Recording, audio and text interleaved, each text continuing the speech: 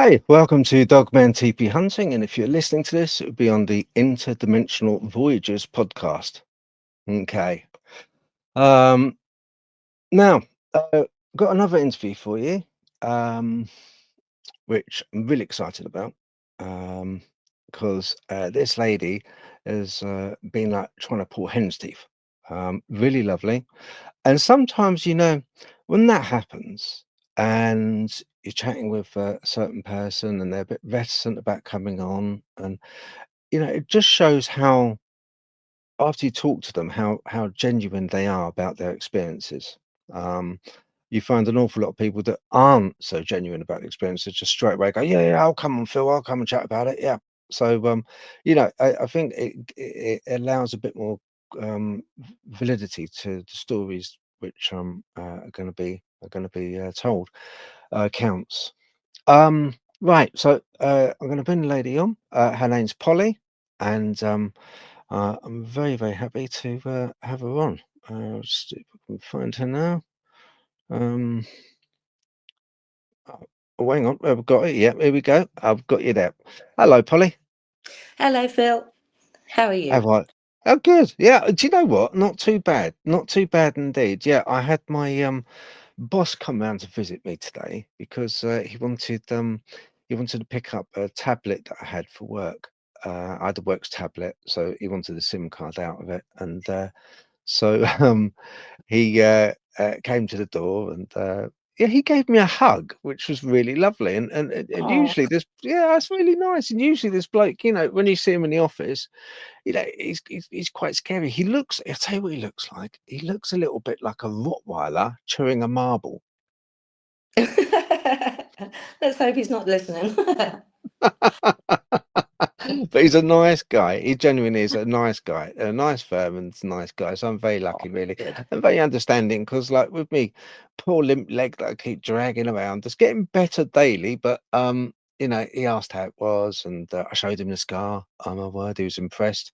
That's one thing that I've walked away with, or limped away with, which I'm quite proud of. I'm going to wear that. I'm going to wear that really with pride. That scar, because it's like about 11, 12 inches long down Oh, my wow. thigh.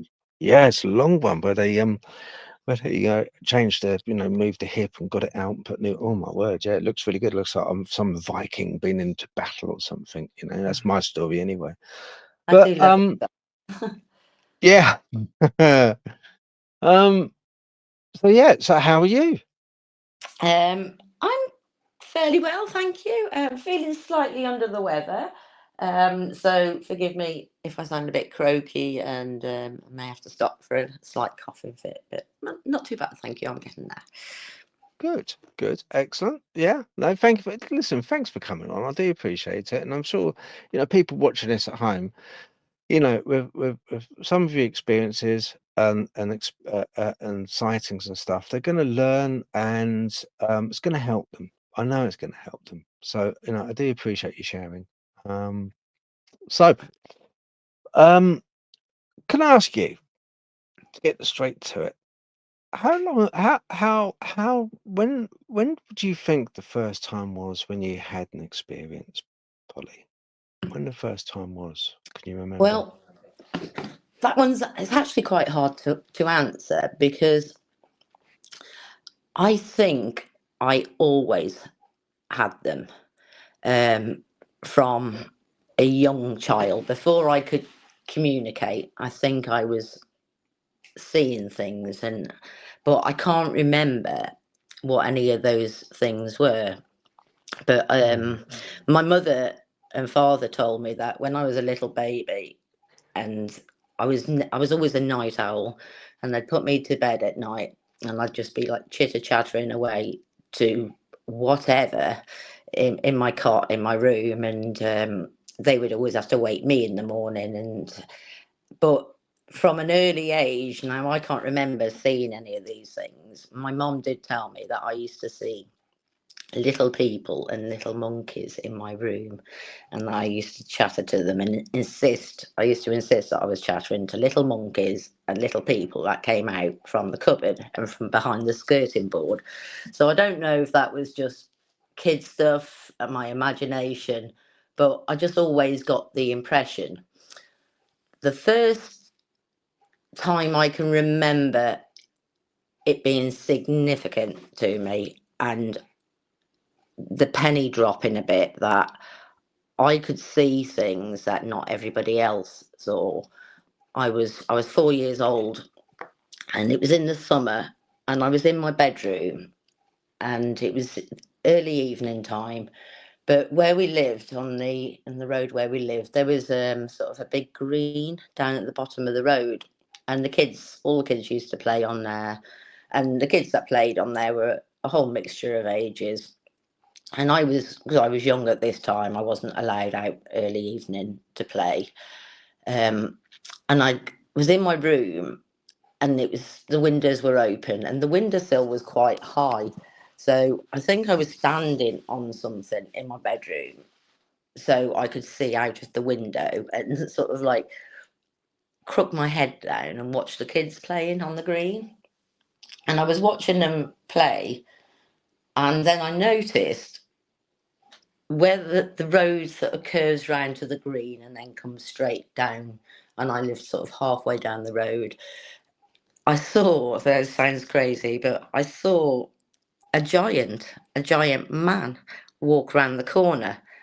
And I can remember as he walked past the green, and he walked in the middle of the road, and there's sort of houses round the green and houses on the opposite side that follow the road round.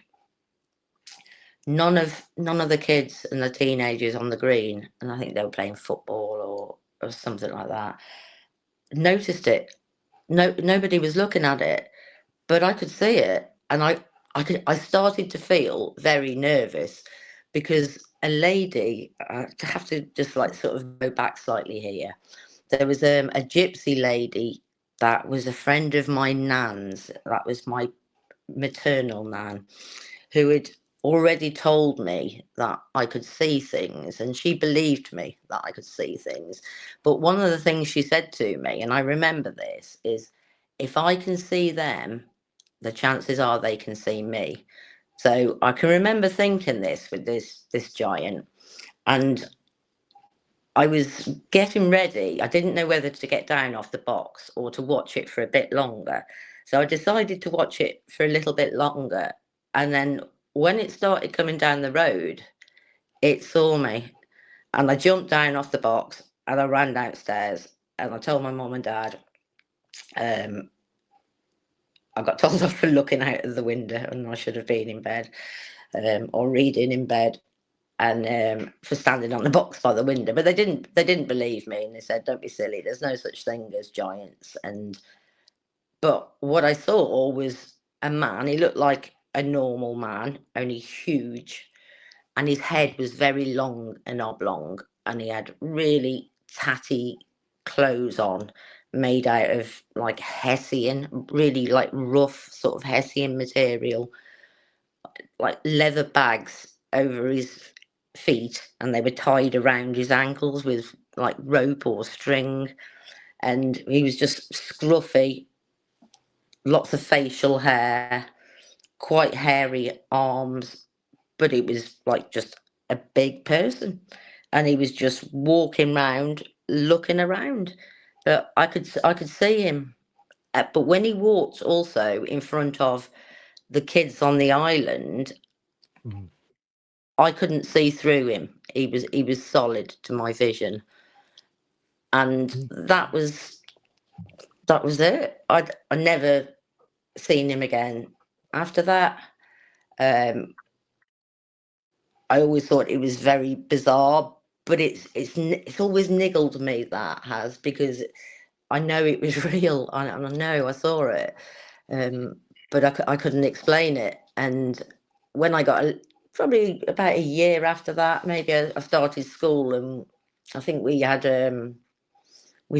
think we did a school play about a friendly giant, and these giants were turning up in stories we were doing about at school. And I always remember thinking, well, I've seen one really before I started school. And so that was the very first thing. And that after that, I got very nervous of of seeing things and what I was encountering, because I think that was the first time that I became aware that I was a little bit different, and I could, not all the time, just sometimes see things that I couldn't control.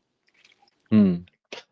If we can just like go back a little way, you know, when you saw the little people come out from the skirting boards and monkeys, um, did you were they familiar to you from the point of view of were they did they become so familiar that you could maybe name them or talk to them, converse with them, the little people in your bedroom? I don't know.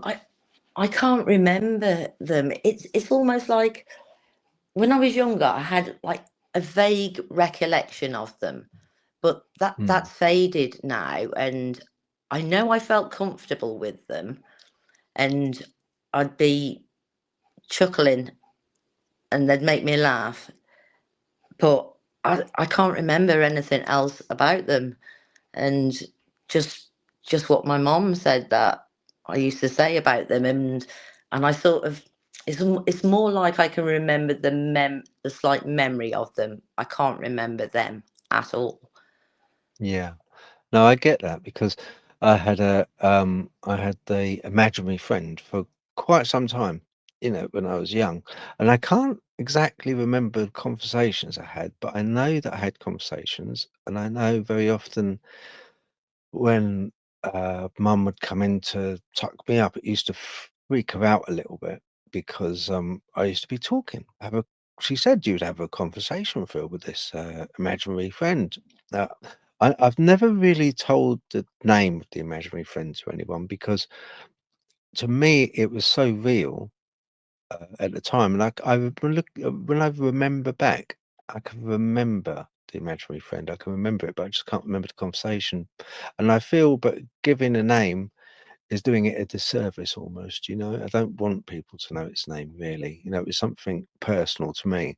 So, Yeah, yes. if that makes sense, it probably doesn't, but No, um, absolutely, absolutely. I feel the same about some things that have happened in my life.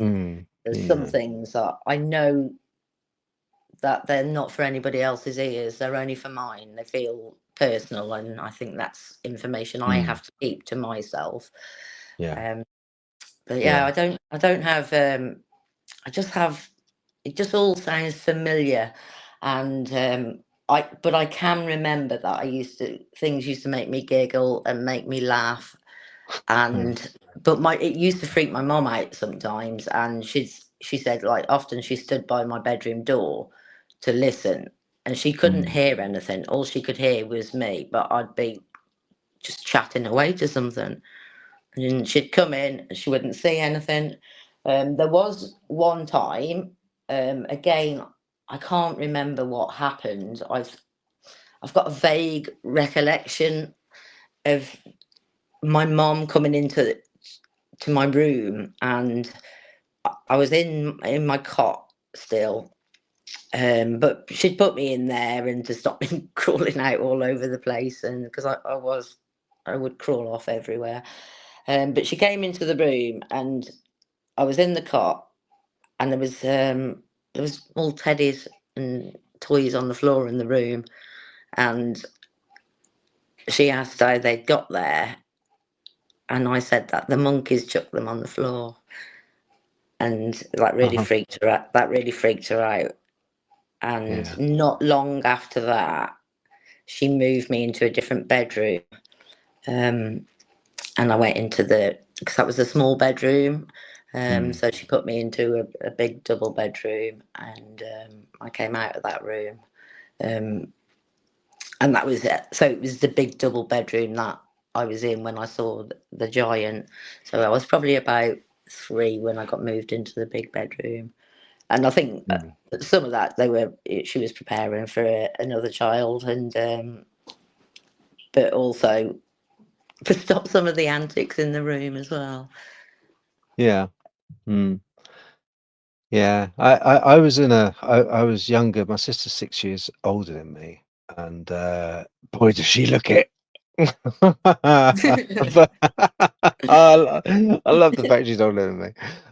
But anyway, she she had the bigger bedroom, which was facing out on the rear garden, and I had a box room looking out onto the, not very nice. It was a big road. It was called the A40, Great West Road. I think it's Great West Road. Anyway, it runs right up to Oxford, goes straight into London. And it's always busy, boom, boom, cars going everywhere.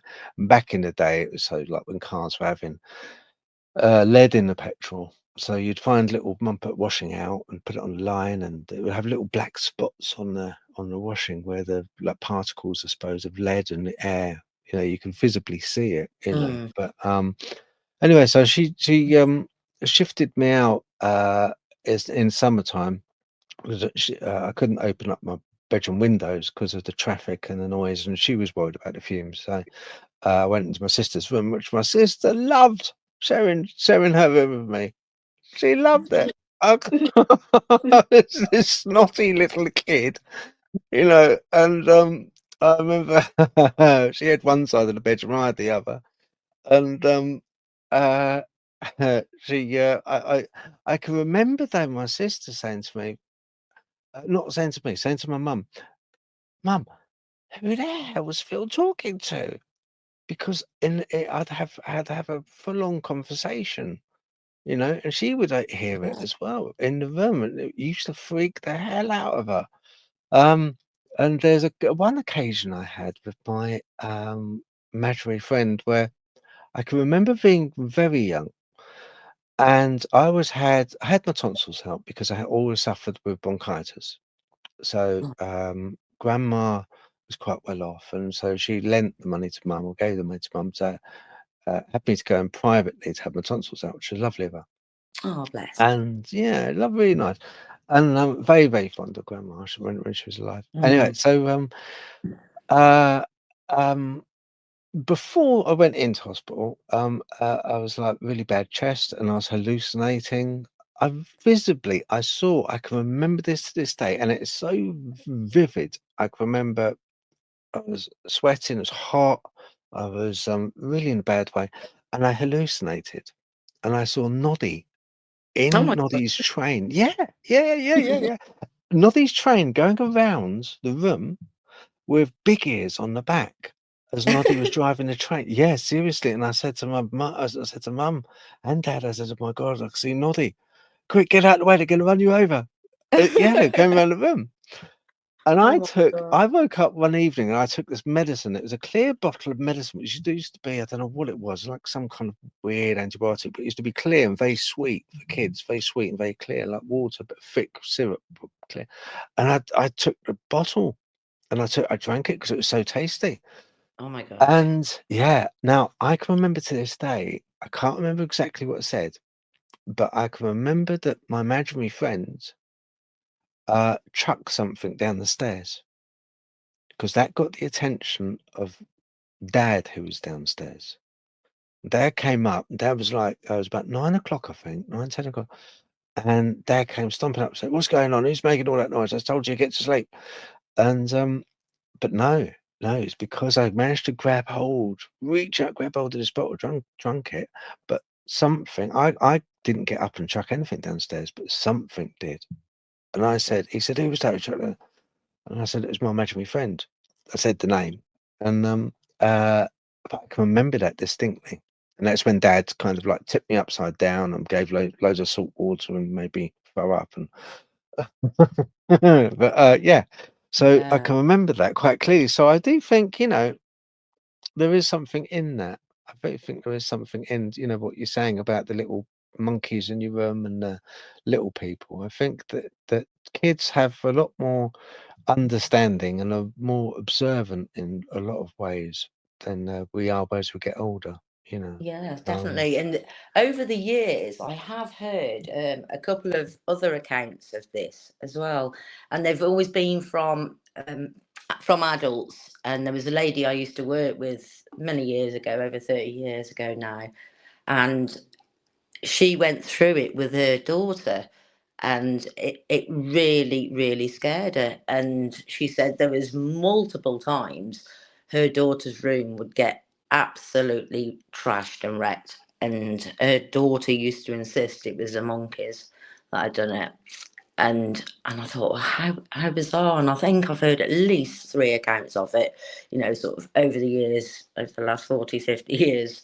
Um, so I think, oh, I'm not the only child that went through that, No. but I just can't remember it myself. So I have to take Mm, that with a pinch of salt, because yeah.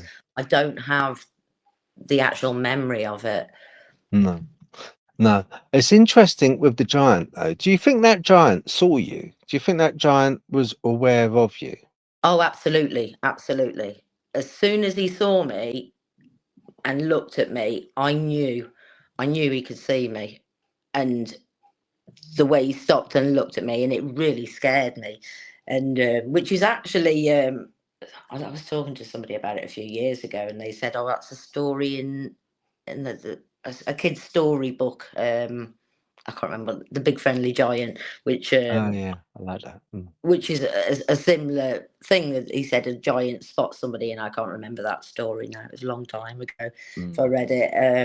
But that wasn't a big thing for me, and certainly I wasn't really aware of that before I went to school, and I was just before I went to school.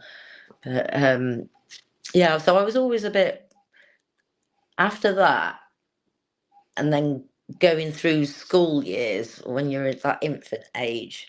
I was quite scared of giants, and I used to think about them quite often, because I used to think, what if he comes back? And for a good couple of months afterwards, I was having real difficulty sleeping at night, and I was scared to go to bed, and mm, I was insisting that the curtains were closed, because quite often I'd have the curtains open so I could see in the room a bit, because I used to be quite scared, and because I used to see things, I'd like the curtains open. But after that, I wanted the curtains closed, because I was scared of the giant coming mm. back and looking in at my bedroom. He never came back, though, thank God. I know you were young, and it's difficult. It's quite a few years ago, I'm guessing. But how tall do you think it was when you look back? It was it was taller than the eaves of a normal two-story sort of 1950s house, and it closer to its head height was closer to the like the apex of the roof sort of height. So it was almost as tall as a house. Right. Okay.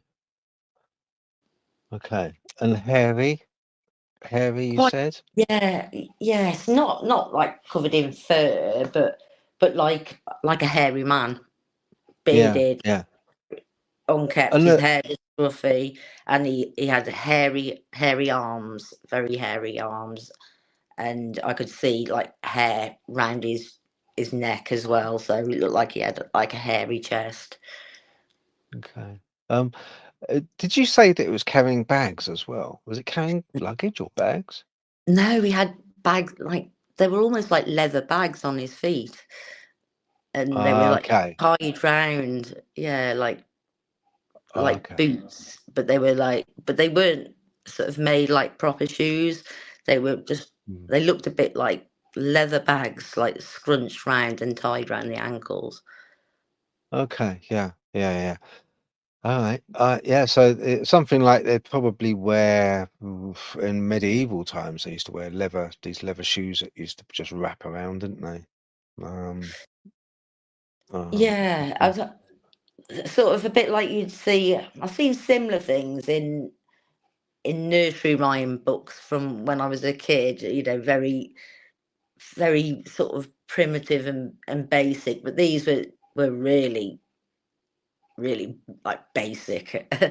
Like there was no skill to them. It was just like a piece of leather that had been wrapped around and tied. So that's quite a strange observation. When you because to a kid, it'd be much easier to say because everyone around you, parents, friends, relatives, people at school, will be wearing shoes. You know, Yes, yeah. so to kind of dig down into your imagination and say, "Wow, it wasn't actually wearing shoes; it was wearing," because it's hard for you to actually describe now what it was Yeah, wearing. yeah. So And it's kind of a strange, yeah, it's a strange thing to come up with as a kid. Um, that's great. I like that. I like that. That's a good start. Um, it's pretty far out there, and yeah, I'm sort of ashamed of it. I've always been ashamed of it because it sounds why? so bizarre. Because it sounds so bizarre, and it was it was so weird and so unnatural, and I didn't know anybody else that was seeing giants, and nobody believed in giants, and yeah, it was very scary for me, and I think the Hmm. fact that nobody believed me as well, Yeah. Yeah. and there was No. and my mum and dad, they excuse me, they were they weren't too happy about it either, and they were, I think at that point they were probably getting a little bit sick of my wild imagination, and they were very careful what they let me watch on TV and stuff like that. So it wasn't as though I was picking up things from sources I shouldn't have done. And back then there was only 3 channels on the TV anyway, and so yeah, they were a bit perplexed as to where these things were coming from in my mind. But what happened after that, as a result of that, I got really, really frightened, and I started playing up at night time, and I would stay awake, and then when my mum and dad were going to bed, then late at night, I would sort of go to them and start nagging them and ask if I could sleep in their room. So there was like many occasions after that I would sleep in between them because I was too scared. And this, it was at the time, this was, it was 1976, and it was really, really hot summer, really hot. Hmm. So they were, my parents were sleeping with the windows open in the house. And the one night, not long after this, I'd say probably within a month or two, maybe even less, I was really scared the one night, and I asked if I could sleep in their bed. So I got in between my mum and dad, and my dad was like facing outwards with his back to me. I was in the middle, and my mom was lying on her back the other side of me. Hmm. And I just didn't, I felt really scared, and I could feel something. I knew I was going to see something that night. I knew something was going to happen. And again, the windowsill's quite high in the bedroom, and the window was at the bottom of the bed, and there's a walkway between the bottom of the bed and the windows, which is maybe a metre and a half, 2 metres wide. And there was a big window open either end, and there's a little window in the middle that was open as well. And to the right, so if you look down out of the window to the right, again, probably maybe 2.5, 3 meters away, there was a single story building, a flat roof, like which was our kitchen. And I heard something on the flat roof, and there was like bits of like loose gravel on the flat roof, and there was like a skylight thing there.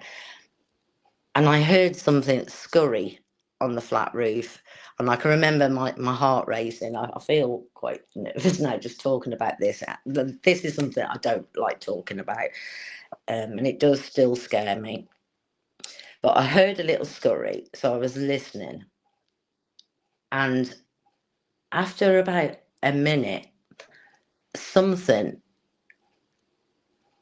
scrambled on the roof, made quite a big noise, and then something jumped up onto the windowsill.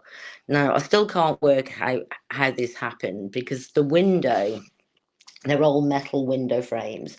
So the window was facing outwards towards the roof. So it had to sort of jump up and go under the window that was open and then sort of back up to land on the windowsill. But what jumped in the room, what it was when I looked at it, and it was right there, it was, I didn't, I still haven't got the words for it, and I still don't know what it is, but it was a smallish black creature that had a chubby body, quite short legs, but its face was, it was like a cross between a pig and a cat. And that's what I've always called it, the pig cat or cat pig. But it looked more like a pig. It had a snout, so it was sort of the size of a very large, overweight black cat. Very barrel-like, really like barrel-like and chubby, and it had two little triangle ears, two eyes, and this snout nose, and I could see its mouth underneath. I can't remember what its teeth were like, but it had teeth, and they were sort of almost like a cross, from what I remember, a cross between cat teeth and dog teeth. They weren't like pig's teeth.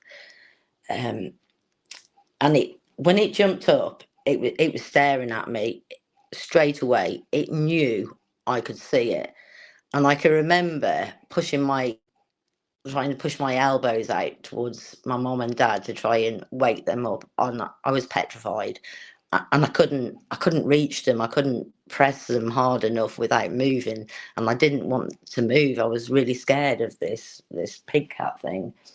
And what it did then, it stared at me for probably about 10 seconds, but it felt like minutes.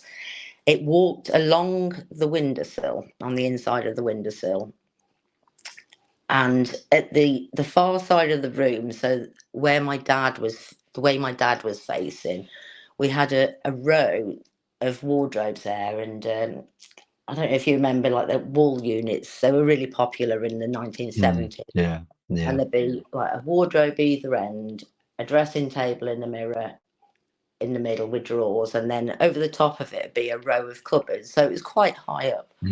Yeah. And my mom used to keep the one end like Christmas presents and anything that she didn't want me mooching into.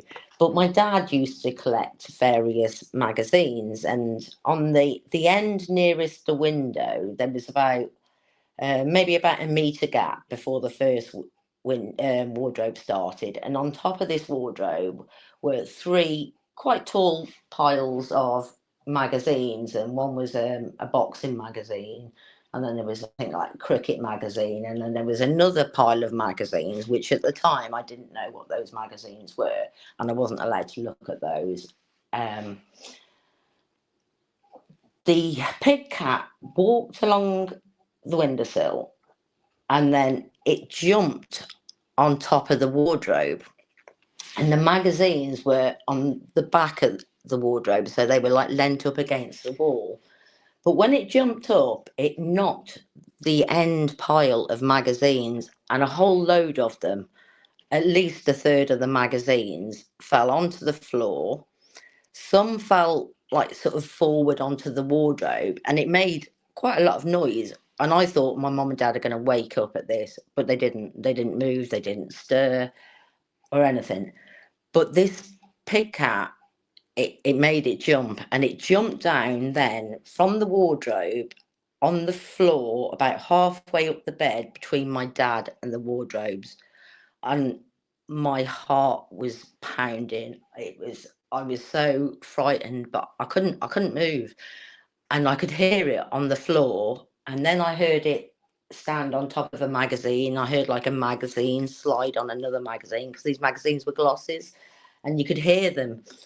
And the next thing, it jumped up So I thought it was still sort of at the side of the bed, but then it jumped up right on the end of the bed where my feet were. And obviously, I was a little kid, so my feet are halfway up the bed. So it jumped on the end of the bed and it was staring straight at me. And I was so scared. I couldn't scream, I couldn't shout, I couldn't cry. I was just breathing really rapid. And it came up the bed and it stood right right next to me, sort of like where my thigh was, and my arms were on top of the covers, and I was too scared to move them. I wanted to put them inside the bed with me and pull the sheet up higher, but I just couldn't move. And this pig cat just leant forward and it scratched my arm. I felt it. I could feel its claws in me. I could feel its foot touch me. It was absolutely, it was a real pain and a real feeling. And I was just, it scares me now just talking about it. I don't like talk about it a great deal, but it was made me shake. Okay, it's all right. It's okay. So I'll Yeah, ask so you I, something.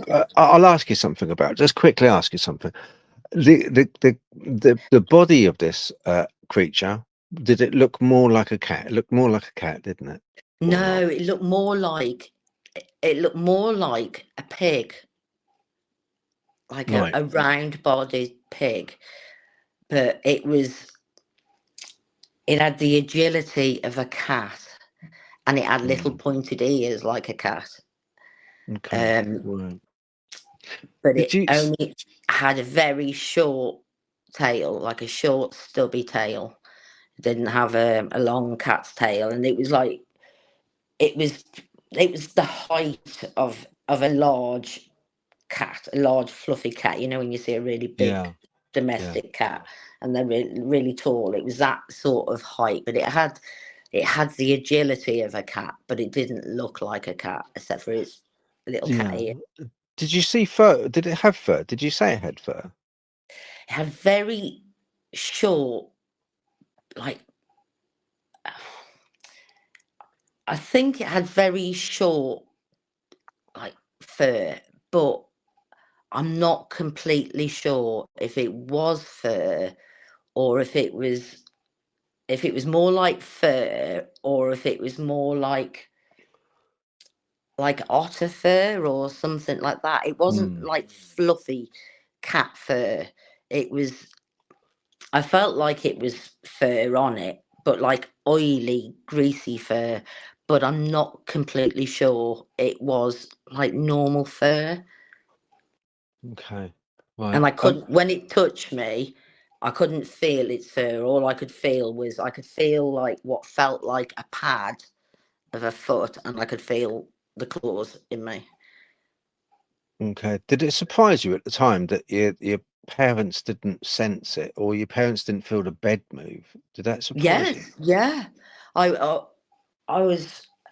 I was horrified because my mom was a very light sleeper. So she would often wake up in the night hearing noises in the house, and things would wake her up.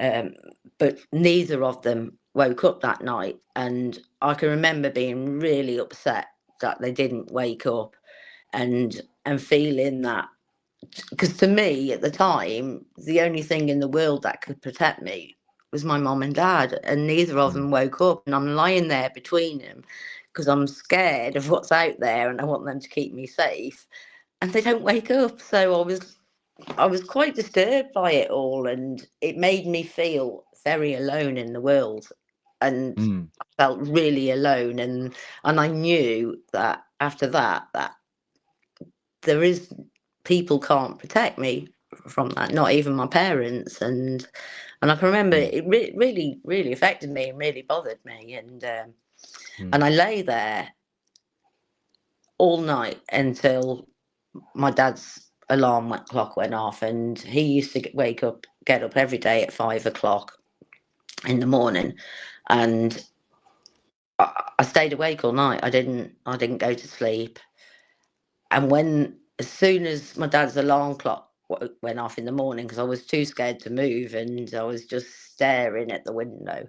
Because this thing then, after it scratched me, it went back out, went on the floor, jumped back onto the windowsill, and then jumped down from the window. And that was it. Never saw it again. But when the alarm went off in the morning, straight away I started like I was going hysterical, telling my mum and dad what had happened, and I was really upset. And my mum was like, "Oh, don't be silly, and you're just having dreams, having nightmares." And I said, I'm not." And I told them that I said it jumped up on the window. I said, "Look, it's knocked Dad's magazines down." And they looked over, and I can remember jumping off the bed, and my mum and dad, oh, bless them, they're in their grave at this, but I jumped down off the bed and I went over to the magazines to show them. And that's when I saw what the magazines were, and I can see now why I shouldn't have seen them. And so there were some adult magazines there, and but my mom and dad then said, "Oh, it was a cat. It must have been a cat that came in." Now we had a dog that would bark at anything, and we never had cats come into our garden, and certainly never had a cat come into our house before. And I never bought it. I knew what I saw. But then when they started dismissing that it was a cat, and I said, "Well, it scratched me as well." And I put my arm out, and I had 3 scratch marks down my arm, and which blood, not the blood wasn't dripping, but it broke the skin, and there was 3 scratch marks down my arm. And my mum and dad, they said, "Oh, it's a cat." But I argued about it because the claws were too far apart. So I was only a kid at the time, so the claw marks on my arm, it was like it was spread across the top of my arm. So there was, I'm not Mm. sure, I don't know what the diameter was, but the one claw No. mark was almost at the side, the other one at the other side, and the one claw mark in the middle of the arm. And at the time, it was like it was too wide to be a cat mark claw. It wasn't a cat claw. It was, I know what I saw, and yeah, and You I know, always Polly, when people, when I remember we had cats growing up, we had all kinds of animals. Because I grew up in the same era as you, so I reckon, because I remember the free channels on the TV, and our TV was from radio rentals. mm, People didn't really buy their yeah, TVs; they sort of radio rented them. that's And it us was as a well. Philips. Yeah, it was a Philips one, Philips TV, and it's one of those that you kind of like. I've got, I think it's about 8 buttons, and that was it, 8 channels, but you only used 3 of them. When Channel 4 came out, it was like, wow, I've got a fourth channel on my word. Yeah. Um, and but yeah, so we grew up in the same era. But um, when you have a cat scratch, the first thing with a cat scratch is very different to any other animal from the point of view of they will itch. You'll find that they itch because they've got a enzyme or something. They've got an enzyme in the claw, which when they scratch, it makes you want to itch them for some reason. They're very itchy. Did you find that when you scratches? No, I can't remember. Be honest, I can't remember how long it took to heal.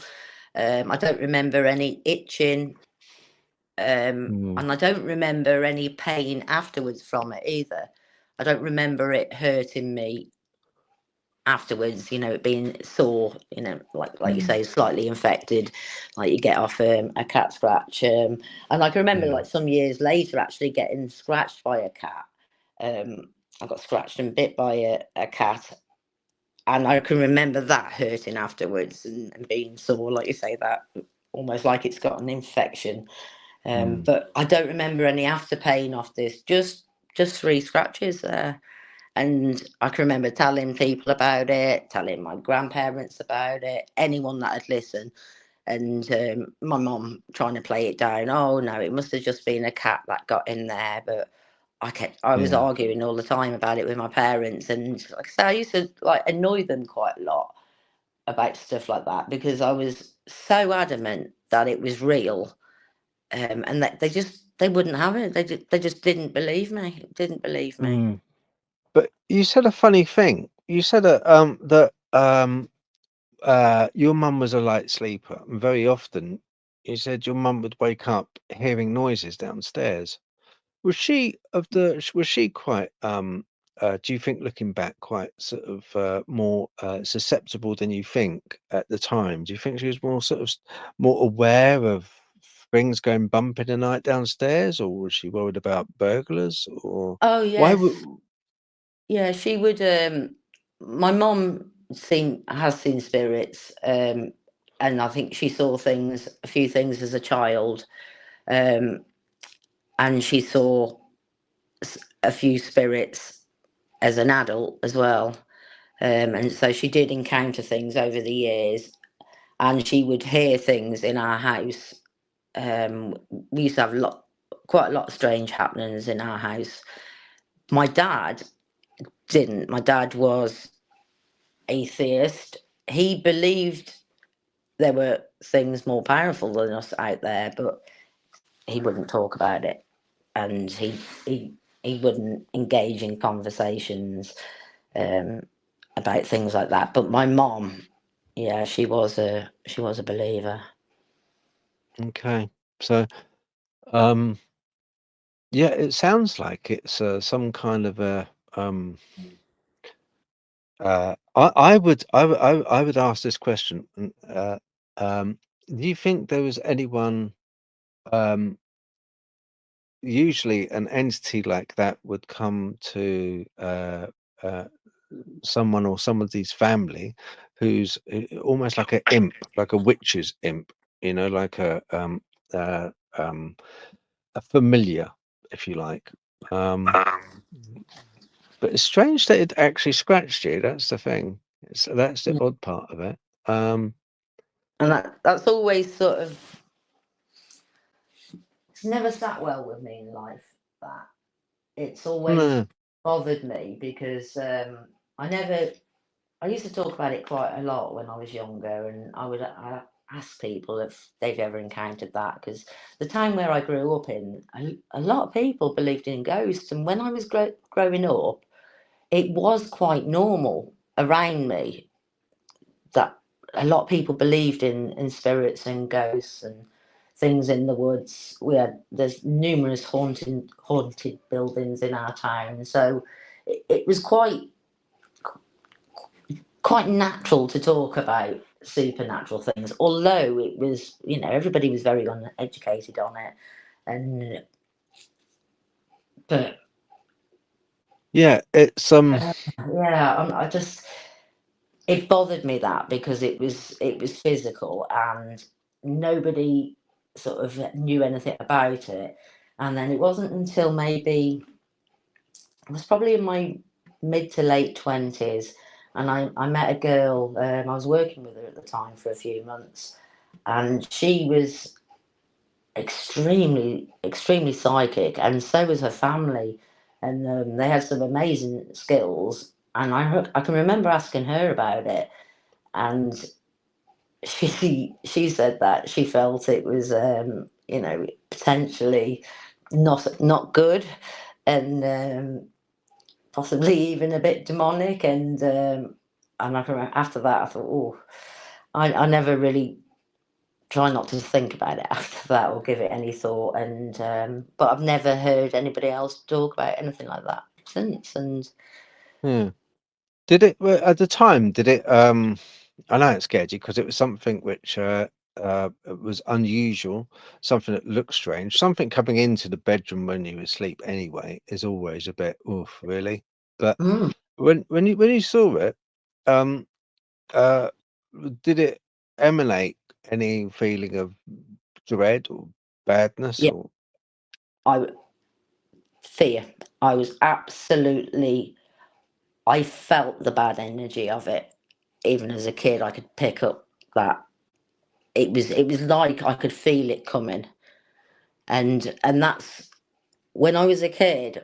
I used to have that feeling when sometimes when I'd see things or things happen, I'd have that feeling of it coming, and which I still get that sometimes now. Sometimes you can just feel something coming, and when something's not good, that's it was it was like the feeling of pressure and fear coming before it happened. It was like I was anticipating it happening. Mm. It's Yeah. I can't quite, I don't know, I never know how to describe it. And I was thinking about this earlier. How do I describe that feeling, that dread feeling? And it's almost like if you imagine somebody grabbing all of the air from the vicinity around you and trying to squash it down into a little box. And Mm. if you can imagine that pressure of that air and you being in it, that's what it feels like when something scary is coming. It's Yeah. like an air pressure, and you can almost feel like you feel like if you clapped your hands in that space, you'd get sparks come off your hands. If that Yeah. makes sense. I know that sounds really crazy, but that's No, no, haven't got the words that for it.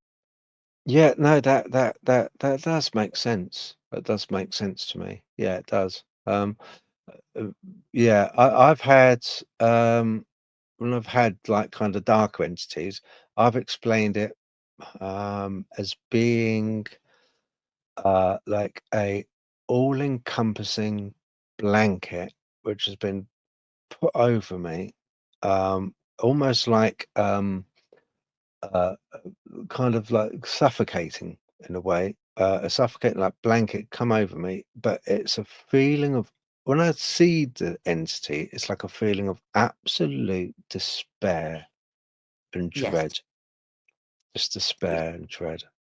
Um, it's not particularly. It's hard to encapsulate in words, as you say. It's like it's a very strong feeling of just kind of like um, it's not impending violence. It's not that kind of fear. It's not like somebody breaking into your home and kind of with a weapon, and it's not impending violence as such.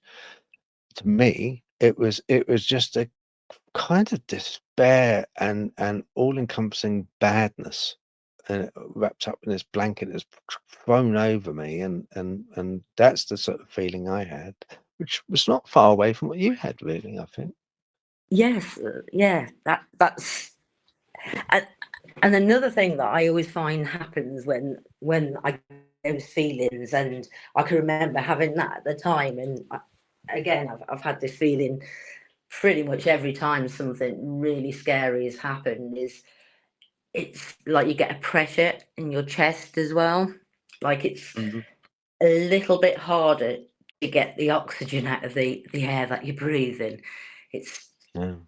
everything becomes a little bit heavy, and it's like your breathing's just slightly labored, and but you feel it sort of in the core of you, in your chest, and it's it, it's almost like you can feel it draining you as well, Yeah. if Yeah. that makes Yeah. sense. But it's Mm. you feel the power, and you have no control over it, and I think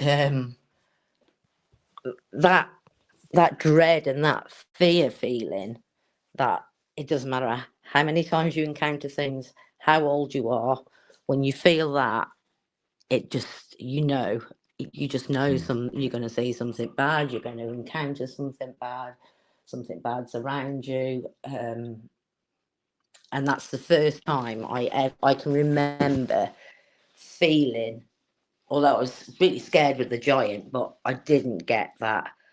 It felt evil. It felt evil, the pig cat thing, and Mm. What yeah. color? What Polly? What color eyes did it have? Did you see its eyes? Were they more cat eyes, or were they perhaps like more? No, dark eyes. So I could, very dark eyes. I got like sort of like little light reflection off it a couple of times, and then at one point I could see just a little bit of white round the side of its eyes, but its eyes were like black, dark black, and with just a little bit of white round the side. Okay, and no sound. It made no sound. No, no. Okay. Mm. Odd, isn't it? It's very, very, very, very strange. Very odd. When these things happen to us, very odd. Um, and it makes one wonder. In your heart of hearts, do you think? Just one last question on this subject, on this one entity. If your dad had woken up, do you think he would have seen it, being that he didn't believe in any of that? Yes, because it was physical. It was there, and I wish one of them had. Obviously, I wish they'd woke up. But yeah, I do think they would have seen it, and Mm. I because say because that. it was there, it was physical. So Mm, I like to think they would have seen it, but I don't know. Would my dad have seen it if he didn't believe he was atheist? So I don't know how open he was to seeing. I'm certain my mum mm. would have seen it, definitely. Yeah, Because so me and my that's why mum mm, that's why have I asked seen. your dad. That's why I thought, well, I'll ask you about your dad. Your mum, I'm sure, would have seen the same thing. Absolutely sure of it. But I think these entities, when we see them, I think they are very personal to the perceiver. The person viewing them has to have a mind which is mm, uh, more honed, if you like, right from an early age, more honed, more almost. They may not like it, they may not agree with it, they may balk at the thought of seeing anything like that again, but they're tagged. They're kind of these entities know that, and they specifically know that it's you or your mother that would see them, that would make them worth seeing. Do you know what I mean? I think Yeah, your father, if your father saw, I think if your father woke up, I'm sure he'd be like, he probably wouldn't. yeah. I don't know. I do Mm. wonder that, and I know there is like a difference between you know what my mother and father thought of things, and my mom's mom as well. I think she used to see things and hear things, and I think she was quite well connected. Mm. Okay, But all right then. Um, did just out of interest, did your grandmother ever tell you a story? Any stories? Your grandmother? not really. Not that I can remember. I can remember her telling me things, but I can't remember details about Mm. things. And but that she knew she told me that she saw things as well, and she used to see things when she was lots of things when she was a little girl, and that there are ghosts around and spirits around, and they generally won't hurt you, and you need to be respectful to them and be kind to animals and creatures, and you'll be okay. But she used to tell me that they were real, um, which was nice because I had somebody to comfort me. And like I said, she had this. It was a Romany gypsy lady that used to come to her house sometimes, and she was a traveller, so she'd just call by sometimes when she was in the area. And I can remember multiple times sitting with this lady. I can't remember her name, but she must have been in her 60s or 70s, maybe even older when I was a little kid. And she used to tell me things, and tell me that things are real.